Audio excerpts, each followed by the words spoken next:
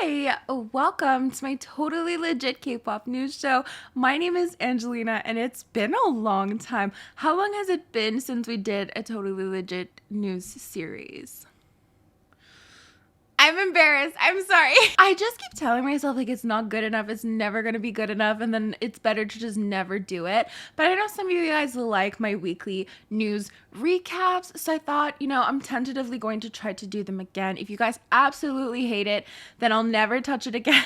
But I also just miss talking shit with you guys and interacting with you guys and just talking about some random and some significant stuff that happened throughout the week. So that's exactly what we're going to do today. We're going to talk about a new K-pop movie in the works that I feel like nobody asked for, but I'm totally here to clown it. Some accusations towards actor Joo Hyuk. The whole V, quote unquote, ignoring fans and media at the airport situation. And a little bit of a dive into that. Is it an issue? Is it a non-issue? I can already predict people being like, it's not an issue at all. But I still think it's an interesting subject to talk about, right? And then we'll end up with some Kpop shenanigans, which are just fun things that have happened this week that we can talk about. Fuck. So if you're interested in these subjects, then please keep on watching. You can also skip in the time bar to whatever interests you the most. But since you're here, don't forget to like, comment, and share this video with friends you don't have, and subscribe and interact and all that jazz. And if my hair looks greasy, no it doesn't. I don't want to hear it. So yes, your host is back. I was going to say your favorite host. Maybe not accurate. A host is... Okay, I'm back. So the first thing we're going to talk about is this new K-pop movie that is in the works, which is going to star Rebel Wilson. So it seems like the title of the movie is going to be K-pop Lost in America and will seemingly tell the story of a K-pop group that finds themselves stranded in Texas, just days before their global debut tour kicks off at New York's Madison Square Garden. Left with no phones, no money, and no transportation, the group must overcome their differences and a host of crazy obstacles to make it to New York City. And get this, along the way, they learn to love Texas, and Texas learns to love them back. I don't know about you, but I know like 80 K-pop stans in Texas. Like, I don't know a lot of people. That's a lie. I feel like it'd be easy to get to New York. I don't know. I've never been to Texas. I just feel like maybe this is wrong to think, but maybe Texas already loves K-pop. I could be wrong. Let me know in the comments. Either way, this definitely sounds like a fever dream, right? Is a K-pop movie what K-pop stans actually wanted? I don't think so, but it seems some higher ups in Hollywood thought just that. Like, surely this will get the boy group stans going. It doesn't seem, it seems a little weird. And I've read some comments of people just being like, nobody asked for this. It seems like a K-pop movie for people who don't like K-pop. Does that make sense? Like, it doesn't seem like we're the targeted audience, even though they're probably thinking we are. But I'll watch it if you guys want me to. I'm here for a cringy time, not a long time. And it does seem that Chanu from Astro might be involved in the movie as well. It seems he's in talks to being part of the cast, alongside Rebel Wilson, of course, and Charles Melton. I remembered reading that they wanted to cast an actual K-pop stars in the movie. But let me know what you think. Like, the whole plot already seems totally ridiculous, which maybe it could be funny, but I feel like there's a lot of room for error. But we have until 2023 apparently, so we have time to think about it. I'll watch it though. I'll watch it for you and review it if you'd like me to. So let me know what you think in the comments below about that, like a K-pop movie. Didn't the Wonder Girls do a K-pop movie? Now on to something a little bit deeper. So these are bullying accusations. If you want to skip, I understand. These are towards the actor Joo Hyuk. He's the actor from 2125, and he was recently accused of school violence. So 2 weeks ago, someone reported on an alleged old classmate of his who claims he had been bullied by the actor for 6 years. Some people are saying that the actor changed high schools in the middle of high school, so it would have been impossible for it to have gone on for 6 years and so on. But these are facts that I can't confirm. But as usual, we do of course have people disputing all the facts, and some people believing them, some people staying neutral, and so on. But anyways, his company Management Soup released a statement which was very strongly worded, saying that they took the time to verify with the actor. People also took issue with this because, They're claiming that the company didn't do any fact checking. They only asked the actor, which seemed quite one-sided. But in the end, they claim there are no truths to the statements being made, going as far as saying these accusations place a scarlet letter on the actor, and that they will take legal actions against the reporter, the CEO of the publication, and the anonymous source who tipped this false claim, which was later confirmed in another statement.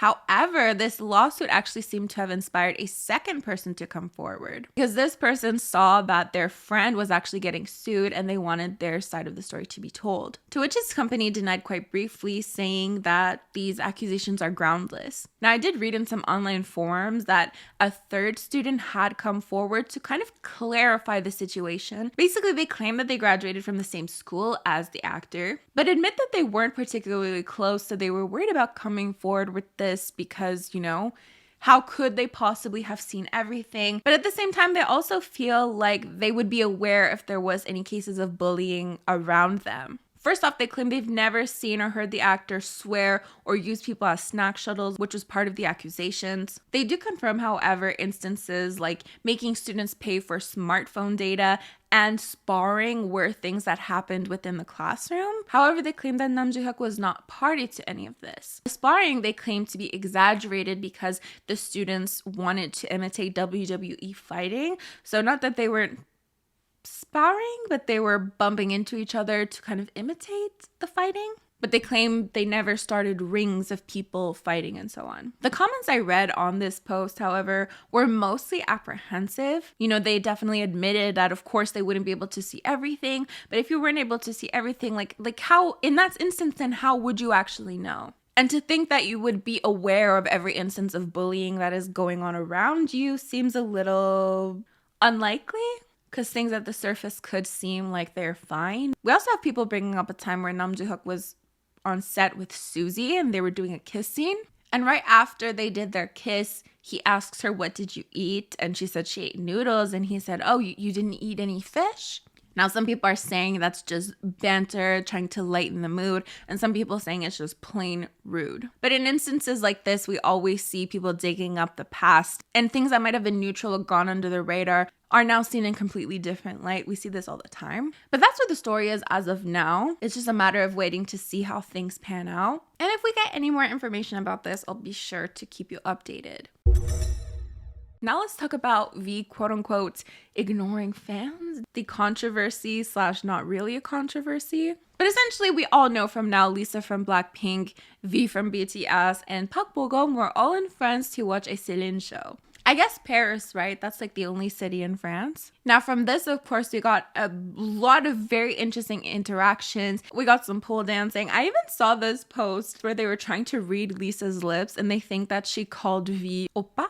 I'll try to post it or whatever, but I thought it was so funny because I read one comment and it said, "The foreign fans are so delusional with their shipping when a male and female idol just walk past each other. So I didn't really feel like any of those were real, but seeing them in real life like this is somewhat a bit strange." These were obviously Korean comments that were translated. Anyways, here's how the situation ended up playing out. So they obviously came back to Korea. So when Lisa came out, she of course bowed and she waved at everybody and she got into her car and then she even rolled down her window to wave at people.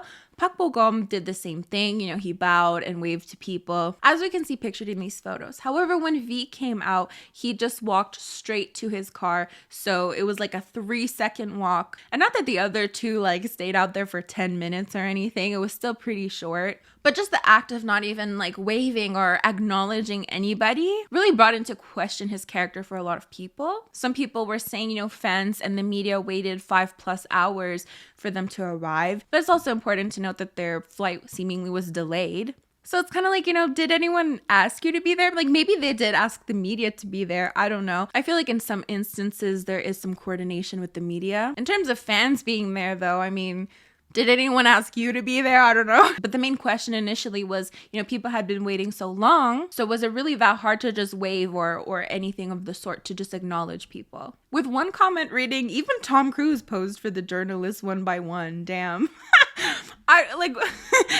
It seems a lot of articles were talking about this, with commentators really just praising Lisa and Park Bo-gum. But it's important to note that quite quickly, V actually made a post on Weverse, essentially apologizing for getting into the car so fast and saying, you waited a long time, right? Here's a gift, and he attached 2 photos. Now, of course, there are a lot of people defending him as well, citing things like he might have been tired, their flight was delayed, that there may have been security issues with an influx of fans, crowds getting a little bit rowdy. But there's also the argument of why would an idol entertain the media and fans at the airport? Wouldn't that just encourage them to keep on doing this stuff, to keep on blocking people, to keep on creating these unsafe situations that idols often find themselves in?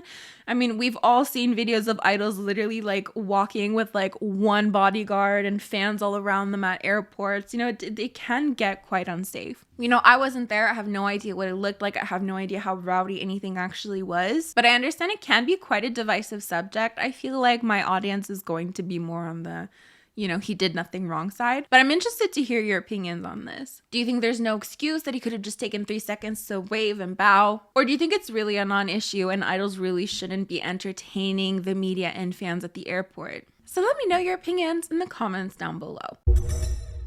We're going to finish off with Kpop Shenanigans, which is basically fun little things that have happened in K-pop this week. aespa and Paris Hilton, that's hot. Card covered Spring Day by BTS on Yoo Hyuk's sketchbook. J-Hope had to come back with More, which is a pre-release from his upcoming album Jack in the Box. And in terms of comebacks to look out for, we have ITZY, who released not only the track list for their album Checkmate.